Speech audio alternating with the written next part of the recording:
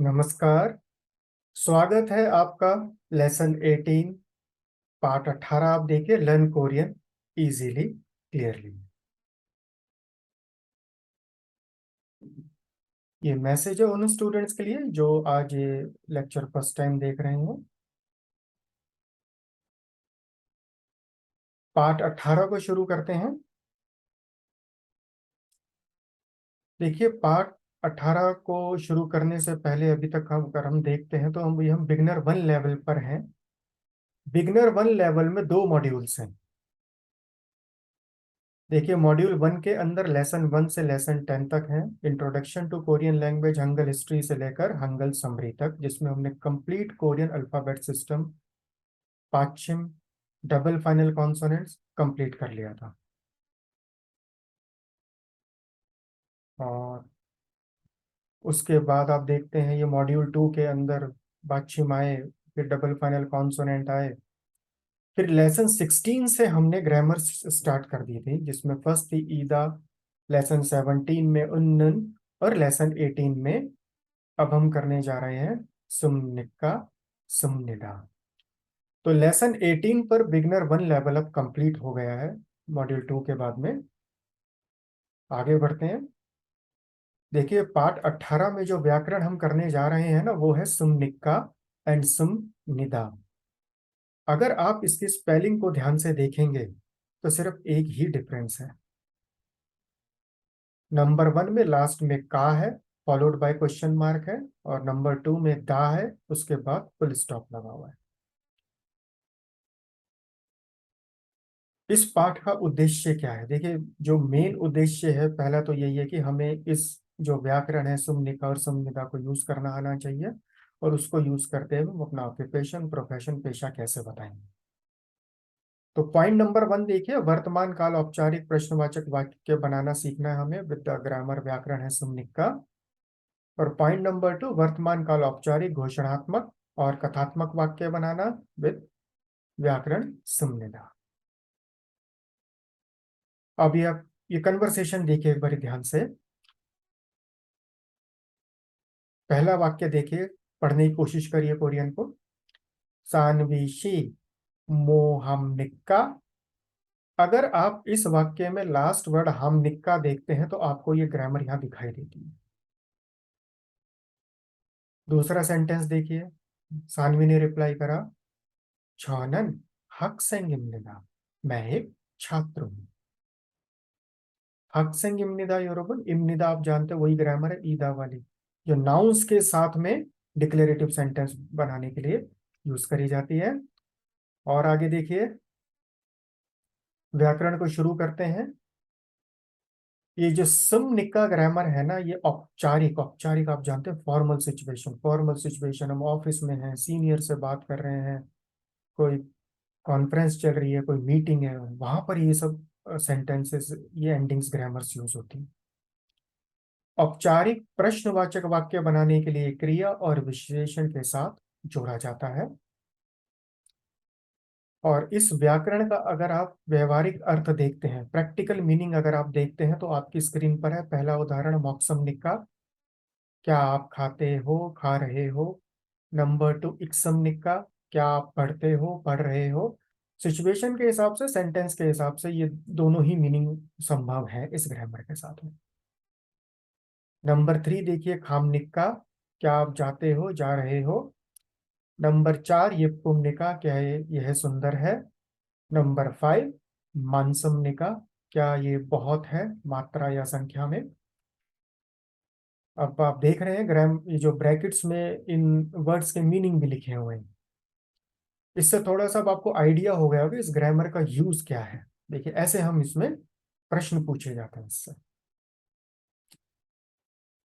और आगे बढ़ते हैं। देखिए इसका जो उपयोग होगा वो खाली क्रिया और विशेषण के साथ होगा, संज्ञा या सर्वनाम के साथ इस ग्रामर को आप नहीं जोड़ सकते। उसके लिए क्या जोड़ना है, ईदा, इम्निका और इम्निदा आप जोड़ सकते हैं। और इस व्याकरण को जो उपयोग करने का दूसरा मुख्य नियम है वो क्या है कि देखिए कोरियन भाषा में जितने भी क्रिया और विशेषण होंगे ना, उसमें सब में लास्ट में दादा होगा। दा दा दा दा। इनको बोला जाता है रूट फॉर्म। वाक्य बनाने के लिए हम कभी भी रूट फॉर्म का वाक्य में नहीं यूज कर सकते। कोई भी बात करते हुए हम जो इसकी रूट फॉर्म है दा के साथ में नहीं यूज कर सकते। सारे वर्ब्स एडजेक्टिव में से हमें दा को पहले हटाना पड़ता है। दा हटाने के बाद अब देखिए एक उदाहरण है आपकी स्क्रीन पर, खादा लिखा हुआ है, दा हटाने के बाद खा बच गया। अब खा के साथ में ग्रामर ये जोड़ी जाएगी। कैसे जोड़ी जाएगी, यहां देखिए, खादा खा है, उसके साथ में ये ग्रामर जोड़ी जाएगी। नंबर 2 मौक्ता में देखिए, दा हटा दिया, मौक बच गया, मौक में पाछिम है। ध्यान से देखते रहिए किस में पाछिम है किस में पाछिम नहीं है। इसके बाद आगे देखते हैं इनका कैसे इनका कंजुगेशन संयोजन किया जाएगा। नंबर 3 देखिए आप, छौकता, छौकता में दा हटा दीजिए, छौक बचा, फिर ग्रामर ही जोड़ी जाएगी। नंबर 4 उन्दोंग हादा, दा हटा दीजिए, उन्दोंग हा बचा, फिर आप इस व्याकरण को अब जोड़ सकते हैं। कैसे जोड़ना है और आगे देखिए। तीसरा नियम है, जब भी ये व्याकरण किसी वर्ब या एडजेक्टिव के साथ में जोड़ी जाएगी तो उसके बीच में आपको स्पेस नहीं छोड़ना। हाँ, दा हटा के बस ऐड कर दीजिए। कैसे ऐड करना है उसके भी नियम है, बहुत आसान है। यहाँ देखिए, फोर्थ रूल जो है, अगर कोई क्रिया या विश्लेषण व्यंजन में समाप्त होगा, अब आप जानते हैं, ये बार बार हम रिपीट नहीं करेंगे, आप इसमें एक्सपर्ट हो चुके हैं। कॉन्सोनेंट एंडिंग का मतलब क्या होता है, दा हटाने के बाद में उससे पीछे वाले सलेबल में अगर पाछिम है तो आप समनिका जोड़ेंगे। उदाहरण देखिए आप, मॉक्सम निक्का, इक्सम निक्का, छॉक्सम निक्का, मानसम निक्का। और उससे नीचे आप देखिए, क्रिया या विश्लेषण यदि स्वर में समाप्त हो तो ध्वनिका जोड़ा जाएगा। कैसे जोड़ा जाएगा, देखिए उदाहरण, खाम निक्का, माशिम निक्का, कुंभो हम निक्का, ऐसे। और थोड़ा डिटेल में देखते हैं इसके कंजुगेशन रूल्स को, आपकी स्क्रीन पर है। लेफ्ट साइड पर देखिए 3 उदाहरण दिए गए हैं। मौक्ता, मौक्ता का मीनिंग होता है टू ईट, उसमें से दा हटा दीजिए, सुमनिका जोड़ दीजिए, मोक्सम निक्का। उसके बाद दित्ता है, दित्ता में से दा हटा दीजिए, सुमनिका पाच्छिम इसमें है तो दित्सुमनिका जोड़ा जाएगा, दित्सुमनिका बन जाएगा वो। नंबर 3 में छाकता है, दा हटा दीजिए, छाक बच गया, पाच्छिम है, उसमें भी सुमनिका जोड़ा जाएगा, छक सुमनिका। नंबर 4 को देखिए, ये सारे जो नंबर 4, 5 और 6 जो हैं ये स्वर एंडिंग वाले हैं, इनमें कोई पाच्छिम नहीं है। 4 नंबर उदाहरण को देखिए आप, दा हटा दीजिए, पहले खा बच गया, खाम निक्का, इसमें पनिका जोड़ा गया है। नंबर 5 देखिए, उन्दोंग हादा, दा हटा दीजिए, उन्दोंग हा बच गया, पाछिम नहीं है, पनिका जोड़ा जाएगा, उन्दोंग हम निक्का। नंबर 6 देखिए, फाप्पदा, फाप्पदा का मीनिंग होता है टू बी बिजी, दा हटाइए, प में, प में पाछिम नहीं है तो क्या जोड़ा जाएगा, पनिका जोड़ा जाएगा। यहाँ थोड़ी मिस्टेक हो गई, इसको पनिका कर लीजिएगा, फाप्पम निका है ये। और ऐसे आगे बढ़ते हुए चलते हैं। देखिए, अब व्याकरण हमने पढ़ ली, समनिका प्रश्न पूछने के लिए यूज करी जाती है, फॉर्मल है, औपचारिक स्थितियों में यूज करा जाता है। इसके कुछ उदाहरण हैं प्रैक्टिकल, आप अपनी स्क्रीन पर देखिए। पहला है कोच्छन ये पुमनिका, क्या फूल सुंदर है। दूसरा उदाहरण देखिए, सारामन मानसुम निक्का। अब नंबर 2 में हमने सुमनिका क्यों ऐड करा, पनिका क्यों नहीं ऐड करा? हाँ, क्योंकि आप देख सकते हैं उसमें पाछिम है। नंबर 3 देखिए आप, मोहन शीनन खामनिक्का, यस, खादा में पाछिम नहीं है तो फनिका जोड़ा जाएगा। नंबर 4 सानवी शीनन मोक्सम निक्का। नंबर 5 सृष्टि शीनन इक्सम निक्का, ऐसे जोड़ा जाएगा। तो बस ध्यान से देखते रहिए, 5 उदाहरण अगर आप देख लेंगे तो आपको इसका कंजुगेशन और इस व्याकरण का मीनिंग क्या है, कैसे यूज करना है, वो सब क्लियर हो जाएगा। एक बार यहाँ रिवाइज कर लीजिए पांचों सेंटेंसेस को। वेरी गुड, आगे बढ़ते हैं। अब एक अभ्यास कर लेते हैं जिससे हमें पता चल जाए कि हमें कंजुगेशन हमारा क्लियर हुआ है या नहीं हुआ है। उदाहरण देखिए, पहला दित्ता लिखा हुआ है, दित्ता में से दा हटा दीजिए। दित्त में पाछिम है तो क्या जोड़ा जाएगा? सुम्निका जोड़ा जाएगा। हाँ, तो सुम्निका पे सर्कल लगा हुआ है। इसी तरह से अपनी कॉपी में नंबर 1 से लेकर नंबर 5 तक के आंसर लिखिए। जो ब्रैकेट में है, सुम्निका या पनिका में से क्या जोड़ा जाएगा, इन पांचों जो यहाँ पर उदाहरण दिए गए हैं।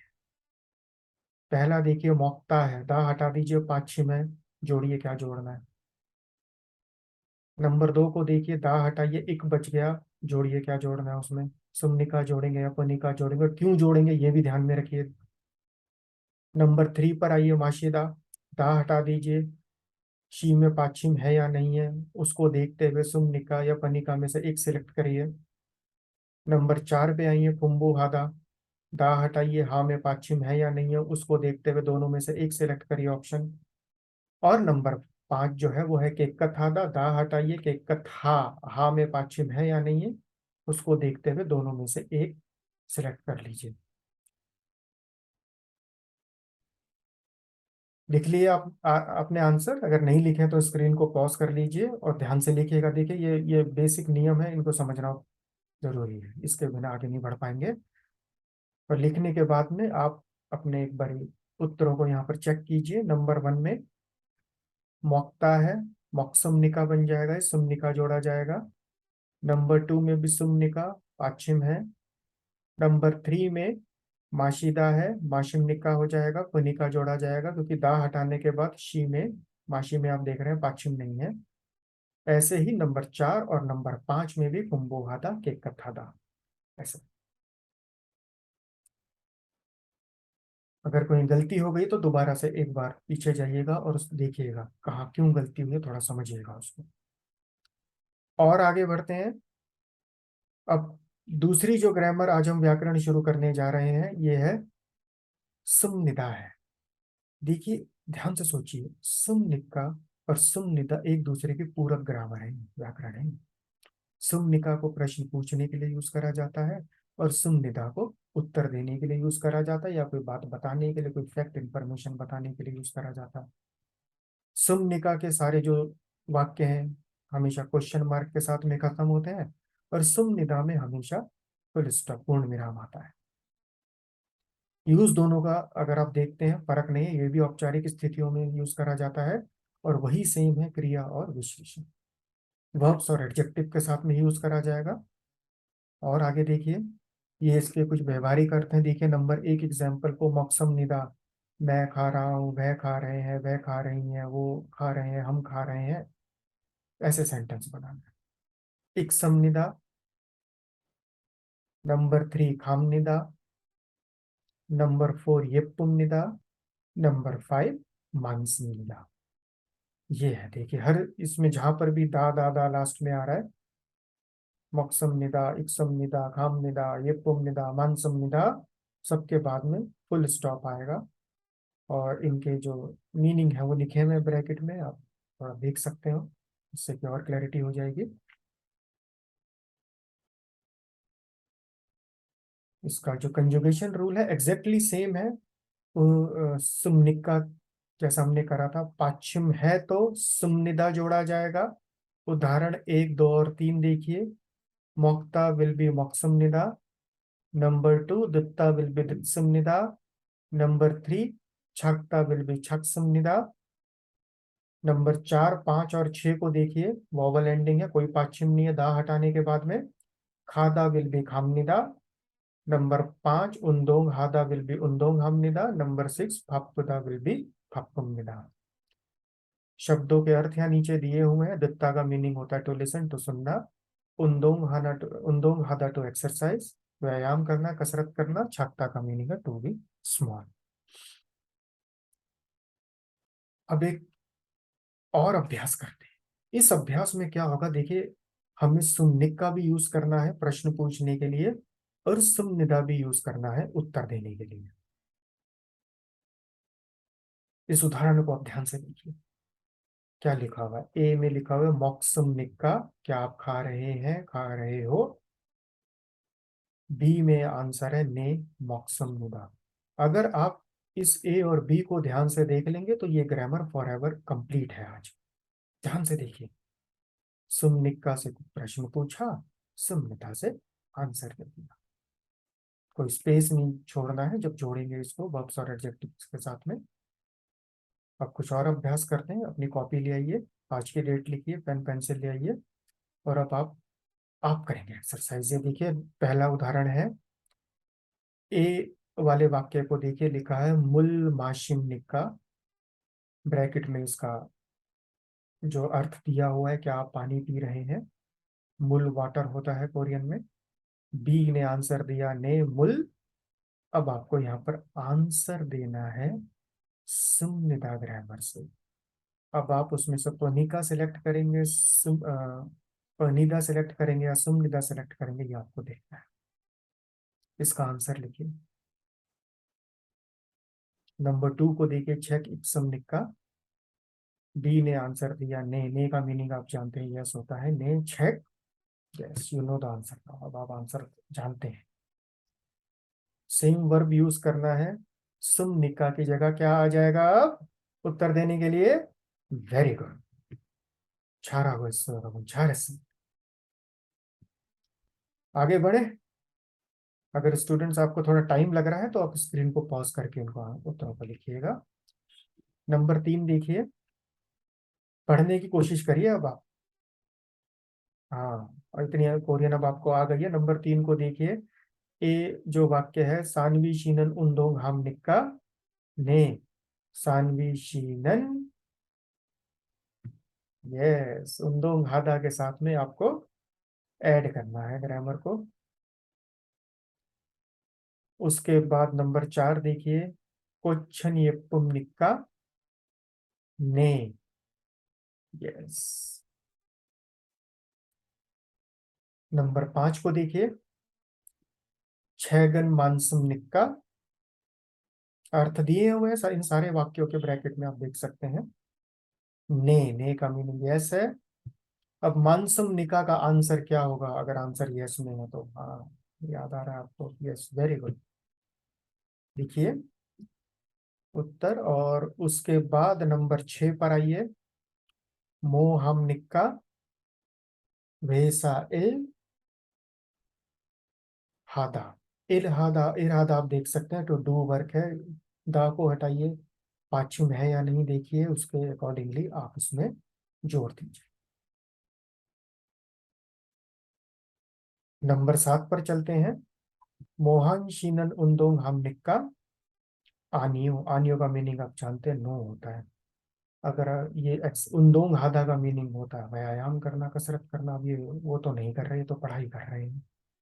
नंबर 7 को आप देखिए, पिक्चर के नीचे लिखा हुआ कुंभू हादा। कुंभू हादा का मतलब होता है स्टडी करना, अध्ययन करना, पढ़ाई करना। अब कुंभू हादा वर्ब के साथ में दा को हटाइए और इसका आंसर लिखिए। नंबर 8 जो है ना, देखिए आप इसको ध्यान से, जिगोप। जिगोप का मीनिंग होता है ऑक्यूपेशन, प्रोफेशन, पेशा। मोम निक्का, मो का मीनिंग होता है work. What is your occupation, आपका पेशा क्या है? नंबर 8 का जो आंसर है, देखिए इसमें एक ऑक्यूपेशन अगर आपको याद हो तो वो डॉक्टर की वोकैबुलरी क्या थी? उइसा। उइसा एक नाउन है। यहाँ पर आप सुमनिका सुमनिदा नहीं जोड़ सकते। यहाँ पर क्या जोड़ेंगे? लेसन नंबर 6 में आपने पढ़ा था, ईदा। ईदा की भी 2 फॉर्म है, प्रश्न पूछने के लिए इम्निका, उत्तर देने के लिए इम्निदा। अब आप आंसर लिखिए। इसका उइसा के साथ में ईदा ग्रामर को जोड़ के आप इसको, जो भी उसकी राइट फॉर्म बनती है, आंसर लिखिए। छौनन, नहीं आ रहा? ओके, छौनन उइसा इम्निदा। नंबर 8 को दोबारा देखिए, जिगोपन मोम निक्का छौनन उइसा इम्निदा। छौनन उइसा इम्निदा, वेरी गुड। इसी तरह से नंबर 9 और नंबर 10 को देखिए। नंबर 9 पर आप चलते हैं पहले, वही क्वेश्चन है जो नंबर 8 में था, जीवोपन मोमनिका, व्हाट इज योर ऑक्यूपेशन, आपका पेशा क्या है। आंसर आया छौनन।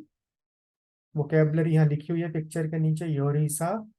इसका भी आंसर वैसे ही देना है जैसा आपने नंबर 8 में दिया था, ईदा के साथ में। हाँ, और रेट करिए, क्योंकि योरीसा नाउन है, इसके साथ में तो समनिका समनिदा नहीं यूज हो सकता, इमनिका इमनिदा यूज होगा।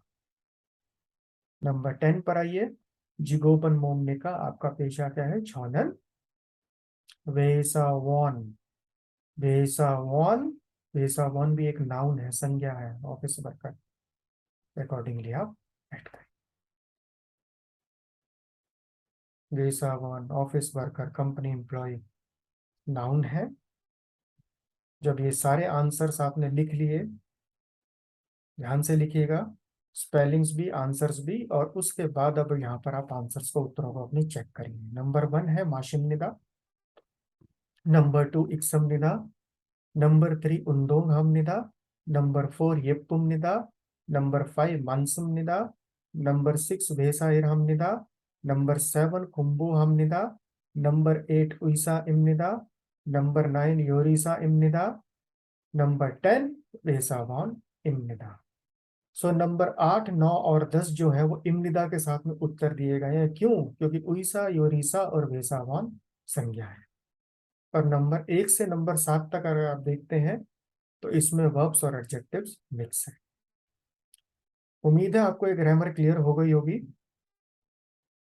अब स्व परिचय जो सेल्फ इंट्रोडक्शन होता है, देखिए उसमें बेसिकली 3 मेजर पार्ट्स होते हैं। हमने 3 ग्रामर्स कर ली, ईदा कर ली, इमनिका इमनिदा उसमें थी।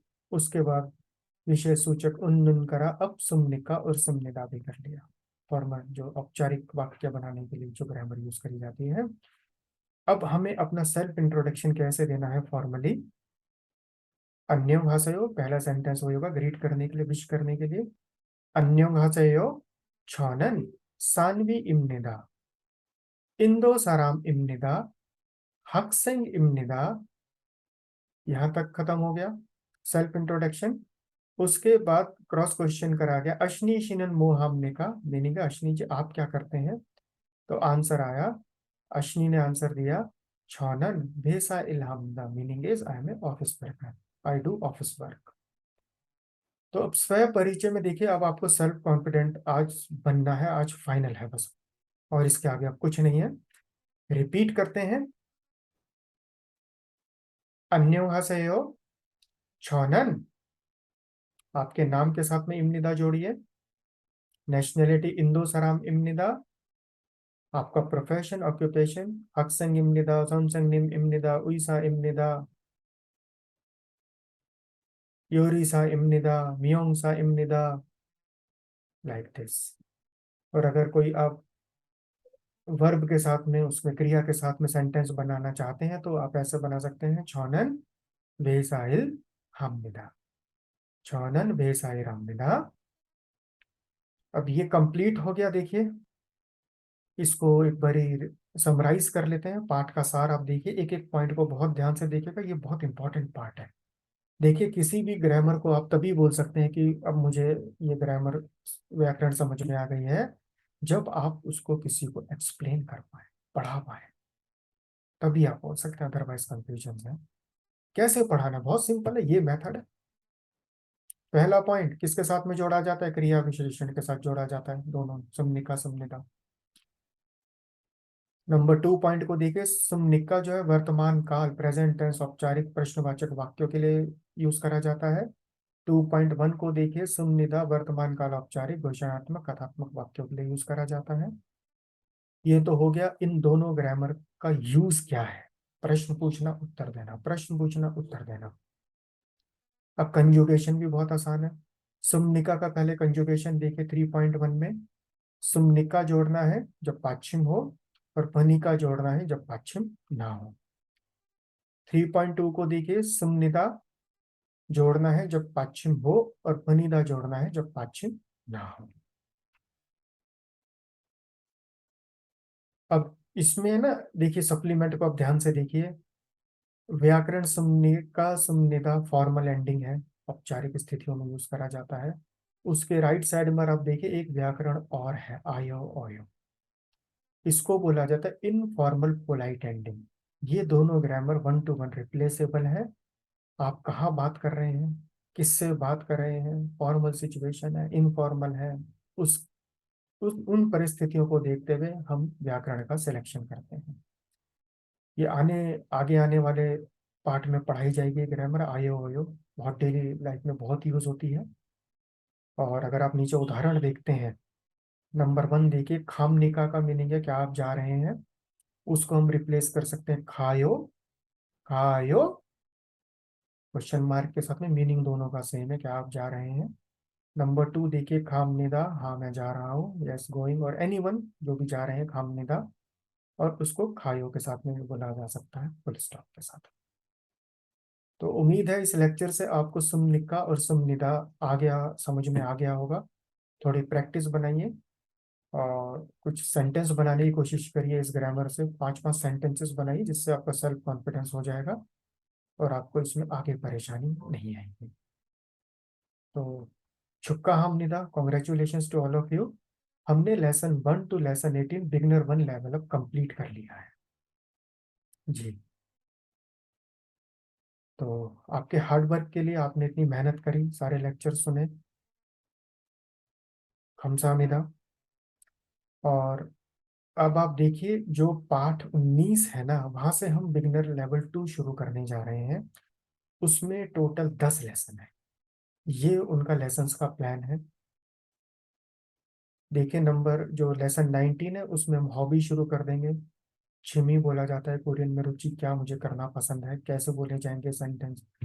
मुझे एक्सरसाइज करना पसंद है, मुझे म्यूजिक सुनना पसंद है, मुझे बुक पढ़ना पसंद है, कैसे वो सेंटेंसेस बनाए जाएंगे, क्या मेरे को करना अच्छा लगता है, ये हम लेसन 19 से देखेंगे।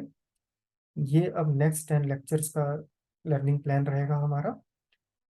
तो मिलते हैं लेसन 19 में, हॉबी के लिए, रुचि के लिए। वस्तु सूचक ग्रामर होगी उलरुल, ये पार्टिकल है, बहुत इंपॉर्टेंट पार्टिकल है जी।